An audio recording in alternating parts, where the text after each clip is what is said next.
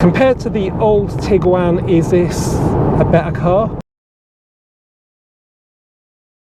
Hello and welcome back to the volkswizard channel. Today's video is a review of the brand new third generation Volkswagen Tiguan, which has been comprehensively revised inside and out with new drivetrain options and the latest generation technology and assistance systems, which I sincerely hope are completely bug-free this time, as there's a lot resting on this car, because since 2018 it's been VW's biggest seller. Last year they made 175,000 Tiguans in Wolfsburg and 25,000 of them came to here in the UK. So clearly there's a lot resting on this car. So in today's video we're going to see how Volkswagen have made one of the UK's most popular SUVs even better. Okay, before we have a look at the outside, the inside, and go for a drive in the new Tiguan, I just want to remind you guys how you can support the channel. The easiest way to do that is simply to subscribe. We're still getting a lot of views from non-subscribers, and it's great to get those views, but it'd be even better if you guys could subscribe as well. So I'm sure you know what to do by now. Big thanks also to all my current subscribers, every single one of the 57,000 and a bit of you. You all mean an awful lot to me. Now, I don't normally promote books on the channel, but I've been sent this one by the publisher and it's actually quite good. It's called The Spirit of VW, 50 Reasons Why We Love Them. It's written by a Volkswagen fan who's also an art and design expert, Vaughan Grills. Basically, it covers the development of Volkswagen design over the years. It may have a Beetle on the cover, but it's not just purely air-cooled. There's all sorts of things in here, including an Up GTI that I've actually driven. So yeah, it's a really good gift for a Volkswagen fan. It's released on the 9th of May, but you can pre-order it now at Amazon. It's £14.99. Okay, on to the new Tiguan then. So this car is a Tiguan Elegance with a 1.5e TSI petrol engine. That's a mild hybrid, can't propel itself on electricity, but it can use it to extend the stop-start period, which makes it more efficient. It's got 150 metric horsepower. It's coupled with a 7-speed DSG automatic gearbox. This car, basic price on the road is £39,290, so just under the luxury car limit. But if you spec it like this car, it goes just over £42,770. We'll cover those options in due course. The main difference with this car, though, is that it is on the new, updated MQB Evo platform, which brings it the latest infotainment system and a number of other enhancements. Okay, let's have a look at the outside, where there are actually quite a few differences over the old model. Okay, let's start off then by talking about the new Volkswagen face. What do you think, guys? I'm personally not convinced as yet. Maybe it'll be a bit of a grower. I did like the old Tiguan, particularly in R-Line spec, and yes, I know this is a Elegance model, so it's not as racy, doesn't look as cool, but I just don't think it's as nice a design generally. But I haven't seen the R-Line yet. I think it's got a much bigger grille, looks a bit more aggressive, but I just don't think the design's as clean as the old one. I'm not sure the colour helps, which is £730 extra. It's called Nightshade Blue Metallic. This car's got the optional LED matrix headlights, which don't look particularly funky from out here. They've got the IQ Light logo on them though, and they're £580. Which is, I think, money well spent when it comes to headlights. We've got the standard 19-inch wheels called Catania, and they come with 235/50 19 tyres, in this case Hankook Ventus S1 Evos. At the side, there's really not an awful lot to talk about. We've got tinted glass from the B-pillar backwards. There's quite a decent haunch over those rear arches in sort of classic Audi style, which, yeah, looks good. It's a bit slabby at the front, so it's a bit of a Coke bottle shape, which is never a bad thing on a car. Matte aluminium roof rails, which tie in with the trim around the windows. The rear lights are pretty trick. They're calling these a combination rear lights, and they're made of like LED segments. Now these lights can be programmed to do some really cool things. It's got a light bar now that runs across the back of it, which is really common. We see that on Seats and Porsches and all sorts of other cars. And then some chrome trims on the bumper and a lot of black plastic down the bottom, which is kind of useful. That's where you're going to damage it if you're a bit clumsy with the parking. But this car's got bird's eye view, which should make that less of an issue. Compared to the old Tiguan, the new model is 32mm longer and 5mm taller, while maintaining the same width and distance between the axles. Bear with me, it's better inside, so let's have a look inside the new Tiguan. Volkswagen do say this has got a new high quality interior The old Tiguan was all right, but it could be improved. So let's see what we have got in here. Let's talk about the seat center. This is melange black upholstery, and it's art velours. And bearing in mind, this isn't a racy car. It's not a bad seat. There's some contrast stitch on there, and yeah, it looks good. We've got the Ergo Active seats with multiple lumbar adjustment on there, but no massage function. On the door card, it's not bad, you know. We've got decent plastic down there, flatline door bin, padded armrest here. This is ambient lighting, so much cooler than the strip we used to get on cars. Yeah, it's nice. Fake stitch, presumably on here, which looks okay. And then we've got adjustable thigh support on the seat as well. It's always nice to have. Carpet quality, well, it's not brilliant, but the floor mats are good. Normal black pedals, because this isn't a racy car. Sill protector right there. The new style headlight switch. Okay, let's just get inside and have a close look at the dash, because that is where it's significantly different to the old car. So we've got the new steering wheel, but we have got normal buttons on it, which is really cool, I've got to say. We've got the 15-inch infotainment screen, which is part of the Discover Pro Max package, which gives you the head-up display as well, which is £1,100 extra. Again, a bit of a no-brainer. Standard, it's 12.9 inch. And also we've got adaptive cruise control as standard, 4 USB ports, 2 at the front, 2 at the back. They're C, so you might need an adapter. This is all pretty clean and simple down here. Presumably these are the cup holders, and there's storage down there. No, cup holders in there as well. So this is adjustable storage here.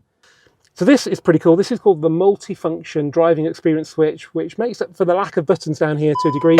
As you can see, everything is in the infotainment system. Bit of a bug there with the dynamic cornering lights apparently. Everything's in the infotainment system, but do not worry, they've actually thought about it this time. So we've got the brand new MIB4 system, and the shortcuts can be programmed, and they're up here, so they don't have to be slid down to get to like you do on your phone. That does make a massive difference. We've got a big screen, so we've got more space to put stuff. We've got the heated seats there, just one press away, which was always a real pain on the old Golf 8 system. Climate control in there, as you can see, it's pretty quick, and these are all illuminated as well.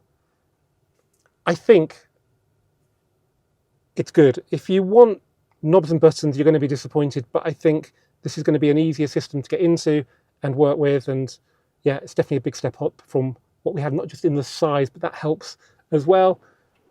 These are the ambient lighting elements that are in the doors, also on the dash. Yeah, it's good. Not flock lined in there though. Come on, Volkswagen. These are okay. A little bit low for my taste though. So if you put a phone on here to use with your right hand, you're not really going to be getting an awful lot of airflow, so just think about that. But we've got integration with Apple CarPlay and all that, so maybe you don't need to put your phone on there. We've got the 10.25-inch digital cockpit. We have got a sunglasses holder, which is quite a rare thing on Volkswagens. We've got a light coloured headlining because it's an elegance, it's not trying to be sporty.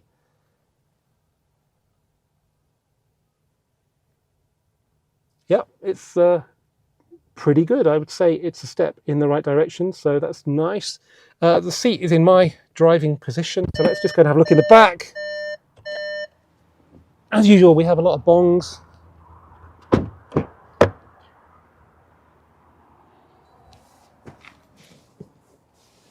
Yeah, okay, so I'm 6 foot and I'm pretty happy in the back of here. We've got a light headlining, which makes it feels a bit airier as well. I can see the big screen through the middle of the seats, and it's not a bad place to be. I've been in a lot worse places. We've got ambient lighting down here. Have they deleted? It's pretty similar to the front door cards here, but I think those ambient lighting elements have been dropped from the back, which is a bit of a shame. Yeah, we've lost a bit of the stitching. We've lost the fake stitch on the top there, so not good, Volkswagen. Here we have phone holder and some more storage down there. Apparently there is a holder for your tablet as well somewhere. Maybe that's on there. Cup holders, 2 USB-Cs and digital climate control there. Okay, now let's have a look in the boot. We open it with a switch underneath the Volkswagen badge, and it's the power tailgate. So in here we have 652 litres, which is 33 litres more than the old model, and similar to the Passat with the seats up. With the seats down, we have 1,650 litres, but the Passat estate is actually a lot bigger, 1,920 litres. So if you really want a big boot and just as much space inside, you really ought to consider the Passat, which is a lot more economical and efficient. But if you want an SUV in the high driving position, like a lot of people do, then you could do a lot worse. So we've got split fold rear seat, 40, 20, 40. Let's have a look under here. So yeah, space there, no spare wheel. The tyre repair kit is in there.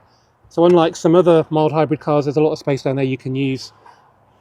This Tiguan's also got the £1,070 factory tow bar option, which comes with 13-pin electrics and trailer assist, and it pops out from the rear bumper in a very sinister way. Under the bonnet, I thought we should have a look. So we have got a telescopic bonnet strut, so maybe that will come on Golf 8 facelift, though maybe it won't. We've got the 1.5 Evo 2 engine here, so petrol turbo supplemented with mild hybrid, which can give it a little bit of torque from a standstill. We've got rid of the starter motor now, and there's a belt driven generator starter. So basically your alternator generates power and also starts the engine. It's a lot smoother than a traditional starter motor, which is really important with start stop. On some bigger engines with a lot more internal friction, they have to use the electric starter motor, but on these smaller engines they don't need to. Okay, now let's go and drive the new Tiguan. Okay, so welcome to the new third generation Tiguan. It's different in here and also familiar if you've driven a Golf 8, but hopefully only the good bits are familiar, if you know what I mean. So yeah, we've got the new steering wheel with proper buttons on it, 10.25 inch digital cockpit, which is configurable as well. You can change things on it. You can have traditional dials if you want. Massive screen, I mean 15 inch.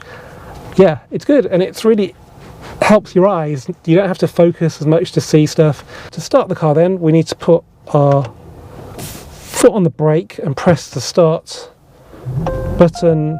Fires up with a bit of a beep, and you can hear the 1.5 TSI Evo 2 engine. It's not the smoothest, but it's not too bad. Seats are great.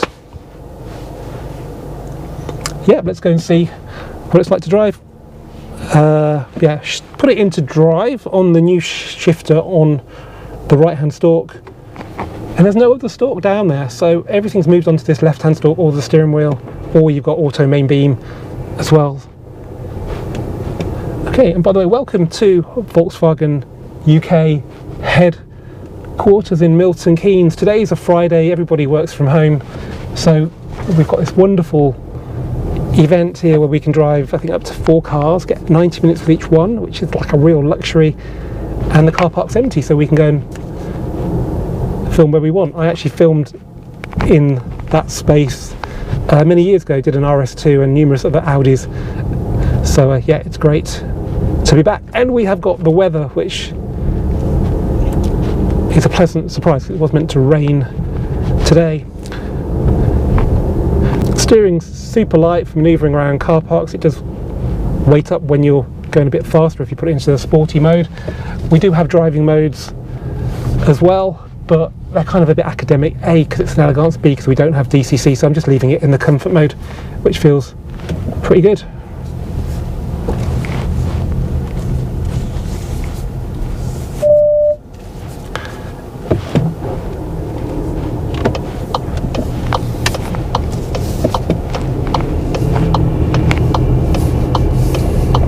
So yeah, because we've got no stalk on the right, the wiper's now on the left hand side, and there's no button to turn lane assist off, because that is now to do with the wipers, but it's really easy to turn that off because you just go into the assist systems and press that button. Brilliant. So let's see what the ride is like. Jacking the car up doesn't help engineers balance handling and ride quality, and it does feel pretty stiff. So you might want to spec that DCC. As ever, I kind of recommend that on any car. But we've got DCC Pro now as the option, which apparently is inspired by motorsport variable damping, and it's twin valve dampers, which apparently is a world first. So yeah, go for that. I don't know what the price is. It used to be about £1,000. Maybe they're going to charge a bit more because it sounds a bit more trick. And even this Elegance does feel quite firm.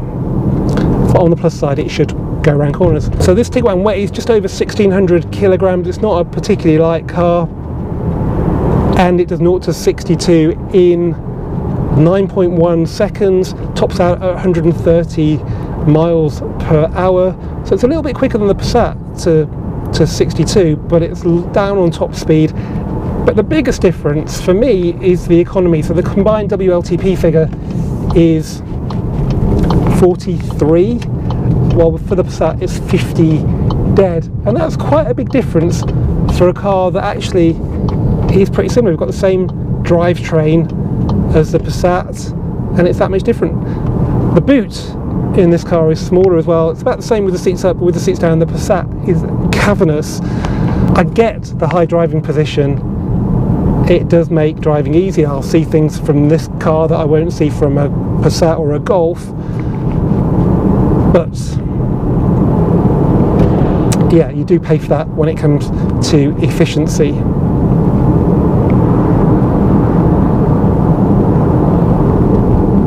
Okay, just a bit of traffic before we get to the dual carriageway. I've got the adaptive cruise control on, which is standard. I've got the head-up display showing me the lane assist settings and the speed limit and the cruise control speed and the miles per hour. So that's pretty cool. That's an option, but it's well worth having as part of the upgraded infotainment system.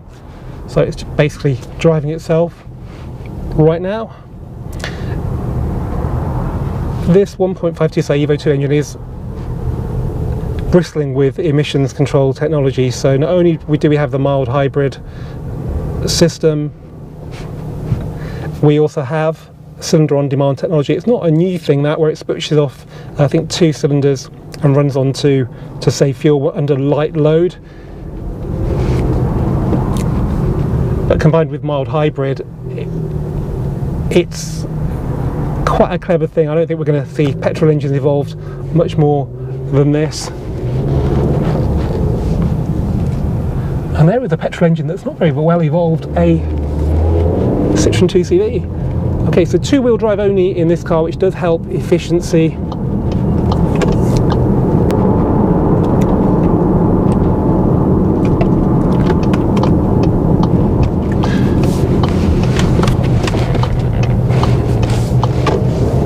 Okay, not a bad turning circle there, so yeah, it doesn't make a bad noise. We've got 7-speed DSG, which will help you get the most out of the performance from this car.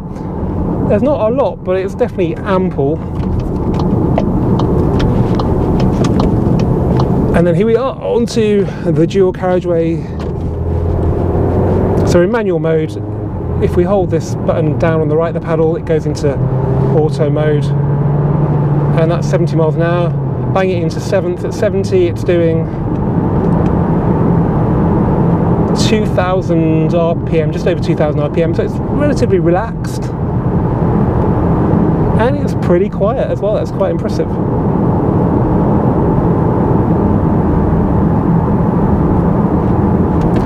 I don't really need to test the brakes on a modern car. They've got so much technology. Okay, they may not last very long because it's a heavy car and they're relatively small brakes, but you don't really need to worry about that on the road. Modern cars are just incredible when it comes to braking. Okay, bit of traction control there in the dry on these Hankook tyres, and you can feel the weight and the height, but it's not terrible. We've got the vehicle dynamics manager on this car. I think for the first time in the Tiguan, that combines all the dynamic systems into one computer, which probably is cheaper for Volkswagen, but also it makes it faster to respond. And once again, 70 miles an hour, set the cruise, lane assist working. It's impressively quiet for a car of this size with the aerodynamics of a relatively smooth brick, and That's good. We've got roof rails as well, which used to create a lot of noise, but emissions regulations have meant that they've had to make them as aerodynamic as possible, and that helps refinement. There's a little bit of wind noise, but you know, you don't have to raise your voice in this car. It's a super refined cruiser. So, compared to the old Tiguan, is this a better car? Well, efficiency, I'm pretty sure, has gone up. We've lost the climate control, so the Tiguan carried on having the climate control panel separate to the infotainment screen. I don't think that's a problem in this car, because this screen is so good that it's a bit of a moot point. So it might take a little bit of time to get used to, but it's definitely a lot easier to get used to than in Golf 8. The interior quality, I think, has come up a little bit. It was never that good in Tiguan. Exterior styling, well, that's a little bit more subjective. I kind of prefer the old car, but maybe this will grow with me in time. So yeah, if you're looking for a relatively compact SUV that's not particularly bad on fuel, then yeah, it's a good car, but you really ought to consider maybe buying something like an estate car, because you'll get more space. In the case of the Passat, much better efficiency, and the only thing you're really going to lose is this driving position. And of course, yeah, with an estate car you get superior driving dynamics. So if you like to throw a car around, maybe when you haven't got passengers in it, then it's definitely something to consider. As ever, guys, thank you for watching this volkswizard video. Keep subscribing, keep commenting, and I'll see you for the next one very soon. And big thanks to Volkswagen UK for inviting me on this drive day today.